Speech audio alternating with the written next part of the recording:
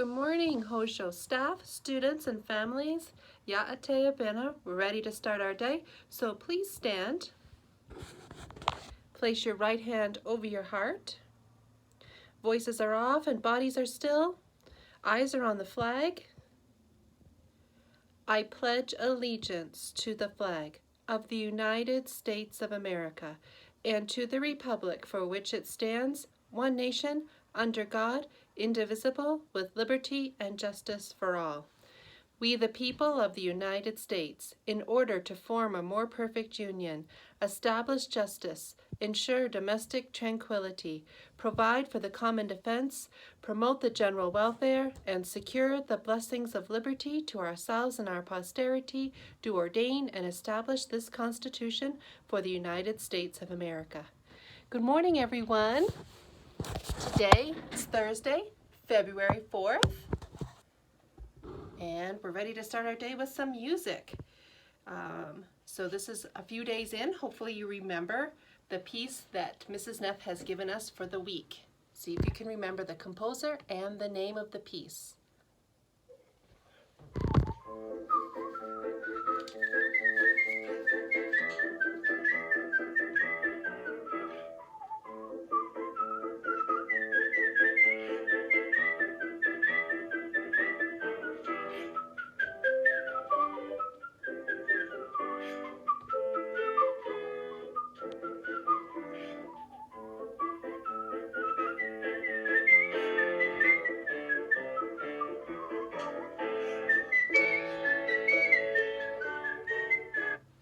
Do you remember who's the composer?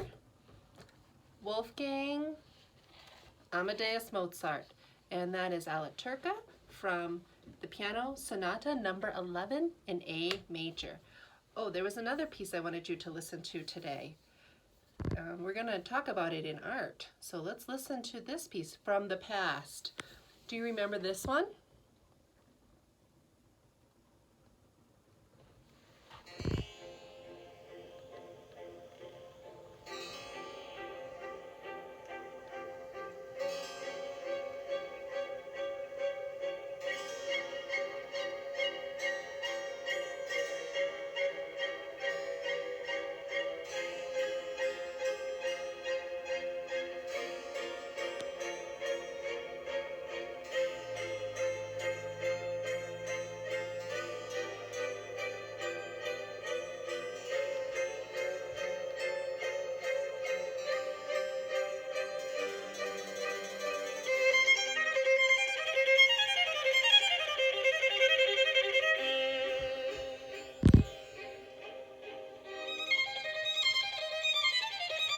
Do you remember? Vivaldi, 4 seasons, but which season? Winter, right? You could hear the violins making the sounds like the snow is blowing all around. You hear the violin string, so it sounds like it's so cold, and then they go really, really fast, and it sounds like the snowflakes are blowing everywhere. Just like in our poem today, The Snowstorm by Waldo Emerson. So we've talked a little bit about some of the vocabulary, right? So we talked about alight meaning to settle, veils means to hide something. So the snow veils the garden from the house. You can't see the garden's edge. Tumultuous means excited, sort of like you hear the sounds in Vivaldi's The Strings in Winter going really fast. It's very tumultuous sounding. Yesterday we talked about masonry. If you're a mason, you work with stone or brick to build things, and Emerson compares the north wind to being a mason who's using snow from an unknown quarry, a place where you would get the stone. He says we don't know because it comes from the sky, and the north wind uses it to build all sorts of things, and he calls him an artificer, a builder. And today, the vocabulary we're going to go over is myriad-handed. Myriad means multiple, so he's very ambidextrous. He can use both hands, and it's personification, right? Because the wind doesn't really have hands, but it's talking about how he can work in many different ways very quickly. And there's another phrase here. It's called a Parian wreath. Paros is an island in one of the Greek islands, and they're famous for their white marble. And so he's comparing it to a covering with a wreath of Parian marble.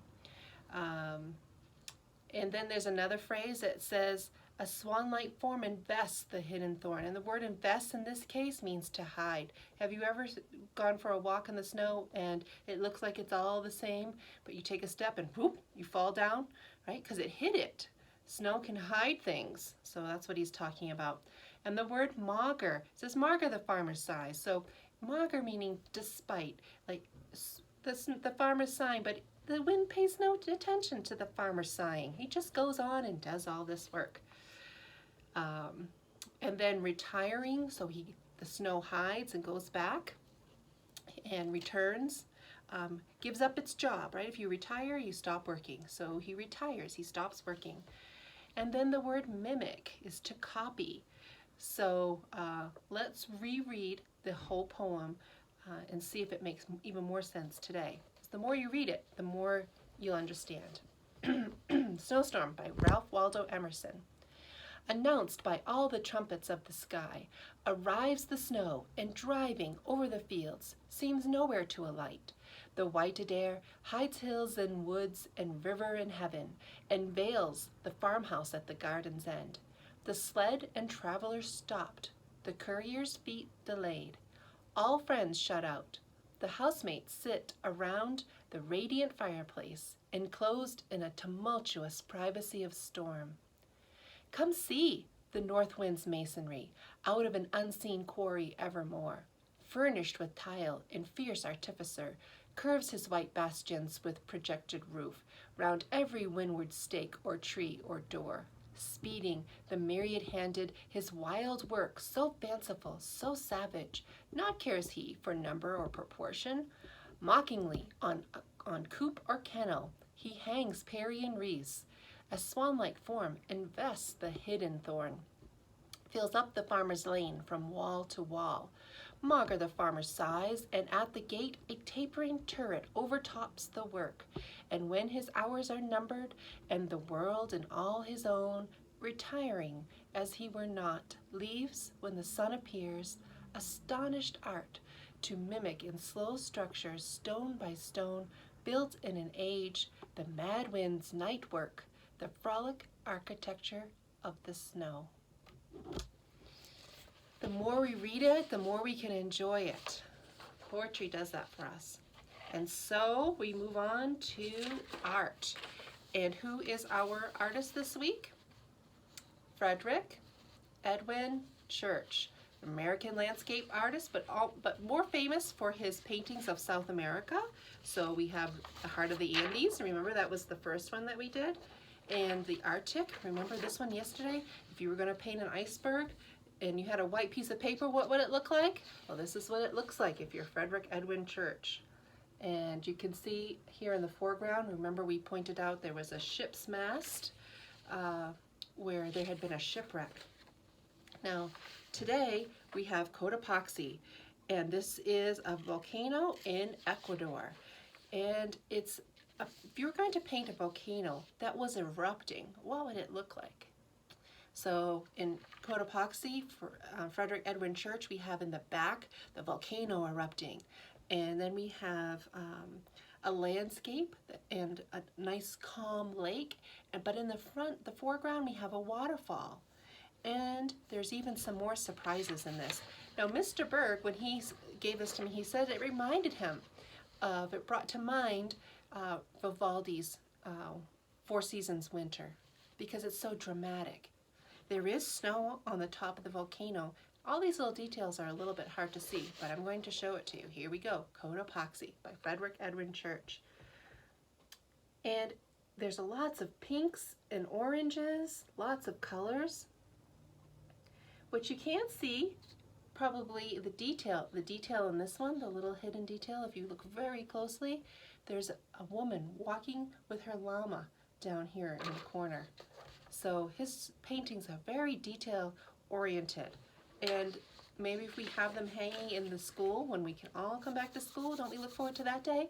You can go and inspect those paintings and take a closer look. See if you can identify all the little things that he's sharing with you in this painting. Must have taken forever to paint them. Okay, now we're on to our amendments to the Constitution.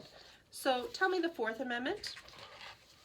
The right of the people to be secure in their persons, houses, papers, and effects against unreasonable searches and seizures shall not be violated, and no warrants shall issue but upon probable cause, supported by oath or affirmation, and particularly describing the place to be searched and the persons or things to be seized. Right? Okay, now we're learning the Sixth Amendment. Let's say it together.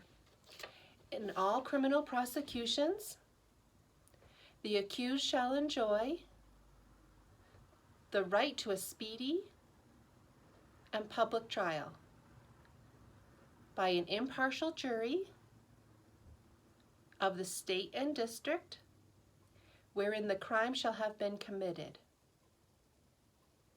which district shall have been previously ascertained by law, and to be informed of the nature and cause of the accusation, to be confronted with the witnesses against him, to have compulsory process for obtaining witness in his favor, and to have assistance of counsel for his defense.